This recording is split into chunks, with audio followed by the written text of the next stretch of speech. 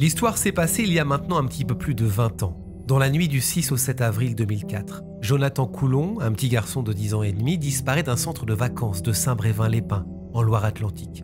Emporté, en tout cas, c'est ce que donnent les premiers indices, sans un bruit, par un inconnu. 6 semaines plus tard, son corps est retrouvé dans un étang.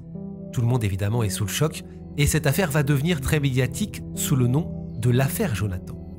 Pendant des années, l'enquête va piétiner, pour finalement apporter de nouveaux éléments et se concentrer sur un crime à caractère sexuel. Le crime d'un prédateur qui aurait repéré sa proie avant de passer à l'acte. Un meurtrier d'expérience qui va pousser les enquêteurs à chercher hors de nos frontières.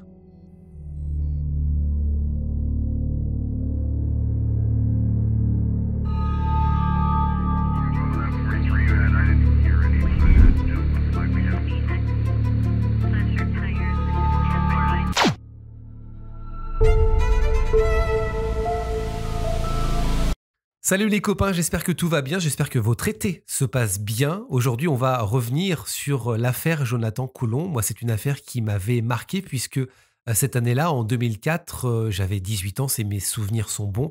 Et je me trouvais justement à Saint-Brévin-les-Pins, je me trouvais pas très loin de là où ça s'est passé puisque j'étais en stage de foot. Et je crois que ça a dû se dérouler 2 jours après mon arrivée. Donc forcément, c'est une histoire qui a marqué Saint-Brévin-les-Pins, mais qui a marqué la France entière, et surtout après la découverte du corps de Jonathan Coulon. On va donc revenir entièrement sur ce qui s'est passé ce jour-là, et surtout sur les avancées de l'enquête 20 ans après. Jonathan, c'est un garçon de 10 ans vivant à Orval dans le Cher avec sa maman Virginie et son beau-père Stéphane. Son père biologique, lui, Laurent de son prénom, ne l'a pas reconnu, et quand Virginie a épousé Stéphane, Jonathan avait 1 an et demi. Il vit avec ses 3 sœurs et est surnommé, ça dépend des fois, Titi, Joe ou Cowboy. La famille est assez modeste. Stéphane était câbleur jusqu'à un accident en septembre 2001, un accident qui lui a brisé le dos. Virginie, elle, était caissière jusqu'à la naissance de sa dernière fille. Jonathan, pour le décrire physiquement, c'est un blondinet aux yeux bleus. C'est un gamin assez frêle, il mesure 1m40 pour environ 30 kg. Ses proches le qualifient d'enfant timide, méfiant, mais souriant et plein de vie. Il aime le foot, Jonathan. Il aime la moto aussi. Il est plutôt solitaire et pas très téméraire. En 2004, Jonathan est donc en CM1 et il est content. Il est content car ce mois d'avril 2004, il doit partir 1 semaine avec 24 autres élèves de CM1 et CM2 en classe de mer dans une station balnéaire de Loire-Atlantique, à Saint-Brévin-les-Pins très exactement. Au départ, sa maman n'est pas très chaude pour qu'il aille à Saint-Brévin. Déjà parce que c'est une mère poule, et surtout parce que financièrement c'est difficile pour la famille. Jonathan le sait, il le voit au quotidien que c'est compliqué, que les sous ont du mal à rentrer, alors il décide d'en parler à son maître d'école. Un maître d'école qui va prendre rendez-vous avec la maman et lui présenter les différentes aides financières pour ce voyage. C'est comme ça donc que Jonathan va enfin pouvoir voir la mer pour la première fois. Une fois arrivés sur place, les enfants logent dans un centre de vacances au sud de la commune, dans un endroit assez calme, surtout pendant cette période. Nous sommes, je le rappelle, au mois d'avril, ce n'est pas encore l'été. La moitié des résidences, d'ailleurs, qui sont des résidences secondaires, sont inoccupées.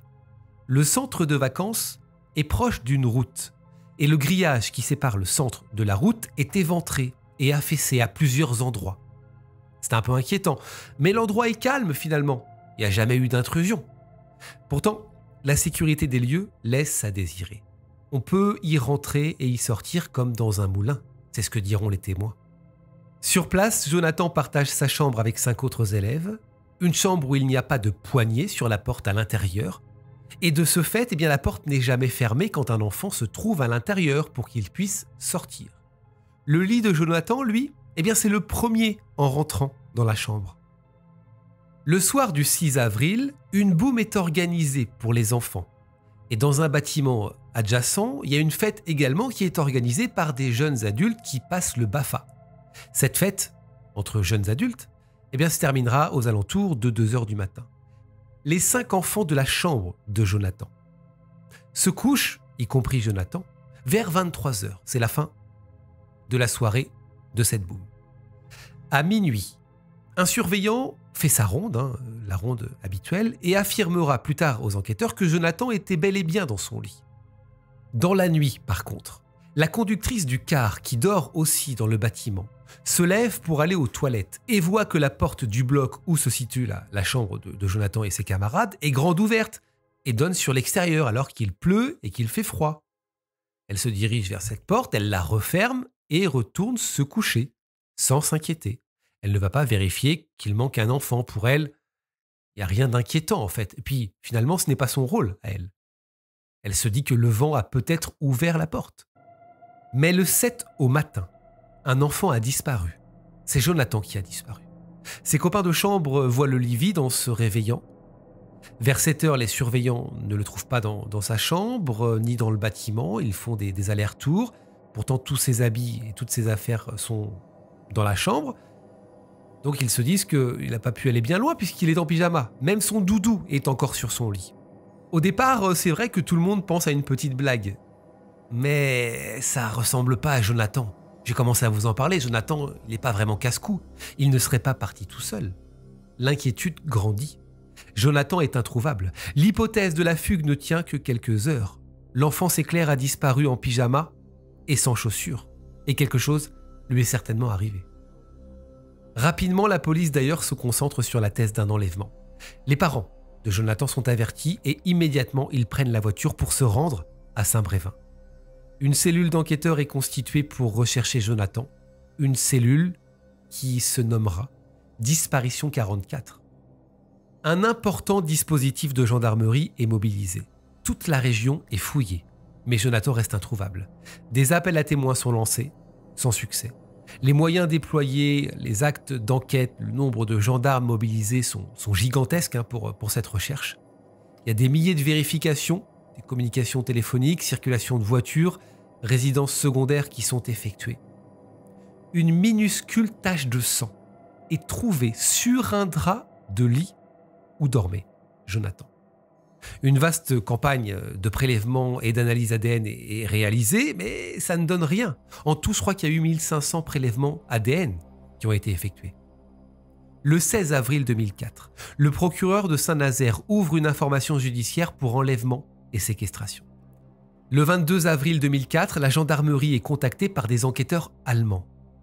En fait, l'affaire a tellement été médiatisée qu'elle a traversé les frontières. Et cette affaire, figurez-vous, a des similitudes avec des affaires allemandes. Un tueur en série, surnommé l'homme en noir, l'homme à la cagoule ou l'homme au masque, il a plusieurs surnoms, est soupçonné d'avoir commis une quarantaine d'agressions sexuelles sur des garçons dans des colonies de vacances ou des campings en bord de mer. Effet tragique, 4 autres ont été enlevés et tués. 3 Allemands, Stefan Jahr, 13 ans, le 31 mars 1992. Dennis Rostel, 8 ans, le 24 juillet 1995. Et Dennis Klein, 11 ans, le 5 septembre 2001. Ainsi qu'un Néerlandais, Nicky Verstappen, 11 ans, le 10 août 1998. Les enquêteurs français prennent cette piste très au sérieux, parce qu'un témoin, en plus de ça, a déclaré avoir vu une voiture avec une plaque d'immatriculation allemande stationnée près du centre la nuit de la disparition. Mais aucune trace de ce fameux tueur en série. L'enquête est au point mort. Les habitants du manoir de la Porte-Calon, à Guérande, à 25 km du lieu de l'enlèvement, ont remarqué depuis quelques jours quelque chose d'assez inhabituel qui flotte dans l'étang. Finalement, au bout de quelques jours, ils contactent la police. Le 19 mai au soir, la police fait donc une horrible découverte.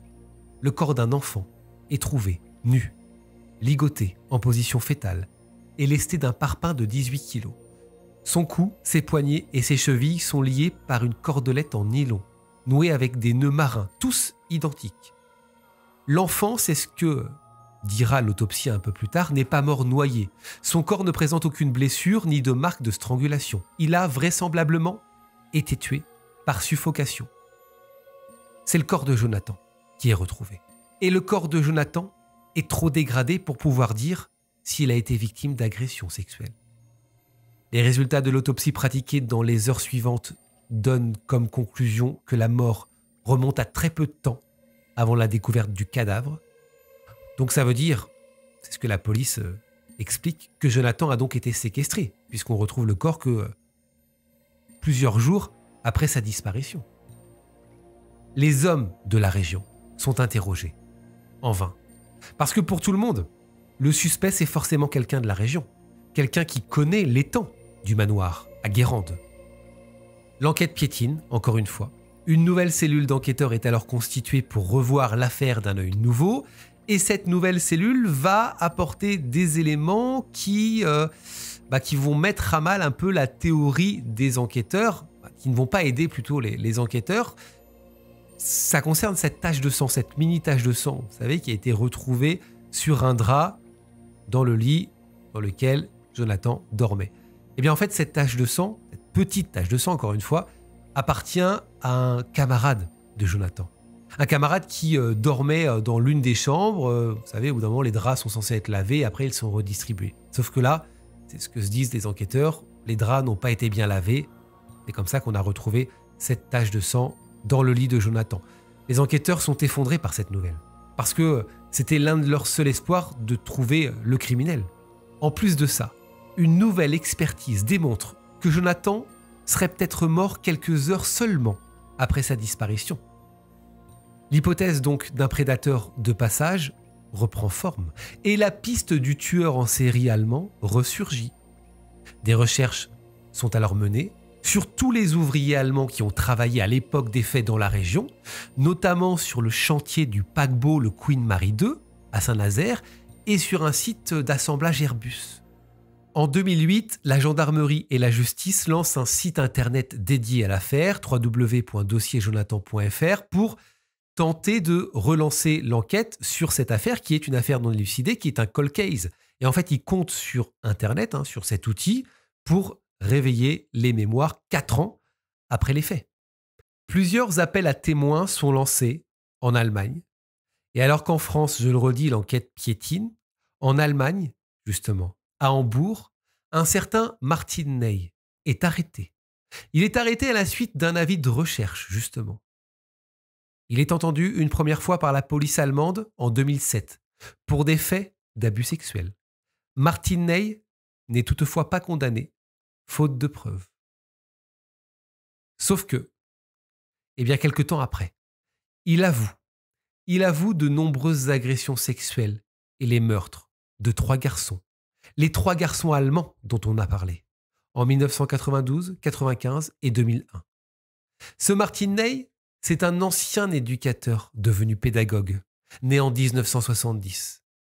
Il est condamné en 2012 à la prison à perpétuité, assorti de 15 ans de peine de sûreté pour les meurtres des 3 garçons.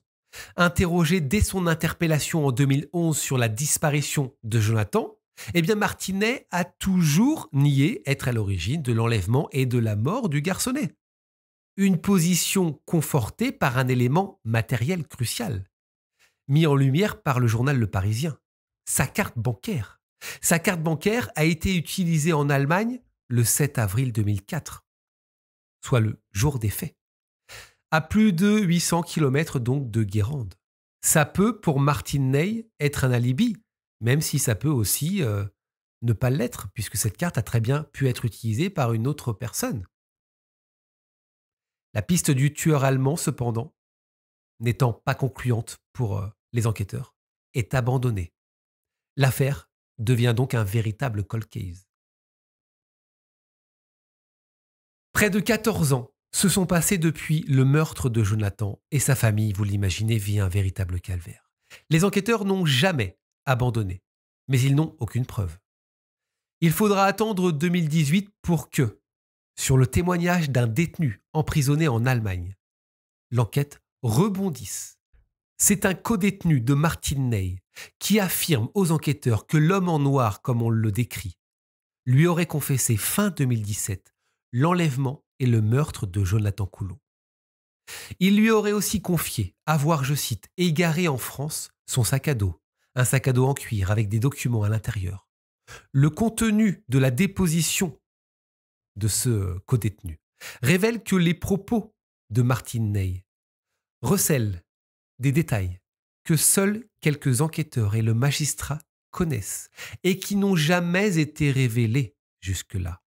Martine Ney aurait aussi confessé à son codétenu qu'il avait été surpris de ne pas avoir été interpellé dans cette affaire, puisqu'en plus de ça, un homme promenant son chien l'avait aperçu au moment où il se débarrassait du corps, il s'en souvient. Et justement, dans le dossier, figure, c'est vrai, le témoignage d'un agriculteur à la retraite qui a assisté à une scène troublante aux alentours du 9 avril 2004. Il a déclaré à l'époque aux enquêteurs avoir vu un automobiliste arrêté au bord de l'étang où a été retrouvé Jonathan. Coffre ouvert, face à l'eau. La plaque d'immatriculation était allemande. Et l'agriculteur était accompagné, écoutez bien, de son chien ce jour-là. C'est quand même troublant. À partir de là, les enquêteurs sont donc à la recherche de témoignages sur ce fameux sac à dos.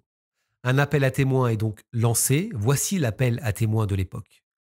Les enquêteurs de la gendarmerie nationale recherchent des témoignages sur la présence éventuelle d'un sac à dos en cuir marron de type besace, possédant des poches ainsi qu'un lacet sur le dessus pour le fermer, qui aurait pu être découvert en avril ou mai 2004 dans les environs de Saint-Brévin-les-Pins ou de Guérande.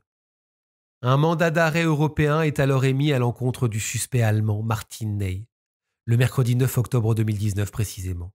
En janvier 2021, déjà détenu dans une prison allemande, Martine Ney est extradé de son pays d'origine pour être entendu sur la mort de Jonathan en France. Il est mis en examen le 25 janvier en France. Et là, c'est une course contre la montre qui s'engage, parce que l'accord passé entre la France et l'Allemagne veut que le juge d'instruction ne dispose que de 8 mois pour le condamner. En 2021, les gendarmes lancent un nouvel appel à témoins. Ils cherchent des gens qui auraient vu ou qui auraient hébergé Martine Ney. Des photos sont publiées. Les preuves sont nécessaires pour pouvoir accuser Martine Ney. Sauf que le dossier est trop mince. Comment se baser sur de simples affirmations, en plus des affirmations d'un prisonnier, c'est ce que se disent les enquêteurs? La famille de son côté veut absolument des réponses, veut connaître la vérité. Le monstre Martine Ney est-il vraiment le meurtrier de leur enfant? Un Martine Ney qui réfute les accusations. Voici ce qu'il dit à l'époque. Je ne suis pas coupable et j'espère ne pas être jugé pour quelque chose que je n'ai pas commis. Mais les demandes d'actes prennent plus de temps que prévu. Et le 22 septembre 2021, ce qui devait arriver arriva. Martine Ney repart dans sa cellule allemande sans aller au bout de l'instruction française. La mort de Jonathan Coulon reste donc encore aujourd'hui impunie. Au-delà de cette famille, il y a aussi tous les autres enfants qui étaient présents, le personnel qui avait participé à ce séjour et les nombreux enquêteurs de la gendarmerie qui ont travaillé sur ce dossier. Tous attendent un jour de savoir ce qui s'est réellement passé le 7 avril 2004 et surtout de savoir qui est le meurtrier de Jonathan Coulon. Je sais que certains d'entre vous vont être frustrés que cette affaire ne soit pas résolue. Moi, le premier, j'aurais bien aimé vous dire que le meurtrier de Jonathan Coulon est derrière les barreaux, même si toutes les aiguilles semblent indiquer que le meurtrier est Martine Ney. Je ne sais pas ce que vous en pensez. On a ces plaques allemandes qui sont observées par des témoins à 2 reprises devant le centre de vacances et devant l'étang. On a le témoignage du codétenu qui donne des éléments que seuls les enquêteurs connaissent, des éléments qui sont dans le dossier d'instruction, qui ne sont pas sortis. C'est quand même étrange. Et puis, il y a le passé de Martine Ney. Des crimes qui sont similaires à ce qui s'est passé en France. N'hésitez pas à me dire ce que vous en pensez, évidemment, en commentaire. On en discute, on se retrouve. Voilà, pour moi, cette affaire est à 95% résolue, mais pas d'aveu, pas de coupable, même si Martine Ney est aujourd'hui toujours en prison en Allemagne. Voilà, je pense que cette affaire vous a évidemment touché. Vous connaissiez peut-être cette affaire. Forcément, quand c'est une affaire française, c'est beaucoup partagé. Surtout quand on vit dans la région, peut-être que c'est votre cas, vous vivez en Loire-Atlantique. Généralement, les affaires sont On connaît tous quelqu'un qui connaît quelqu'un qui était prêt ou, voilà, ou des enquêteurs qui étaient sur le truc. N'hésitez pas en tout cas à me dire ce que vous en pensez en commentaire. On se retrouve très bientôt pour d'autres vidéos. Belle fin d'été. Bon courage si vous n'êtes pas en vacances. Bon courage si vous êtes au taf. Prenez soin de vous. Et n'oubliez pas, la vérité n'est jamais très loin. Salut.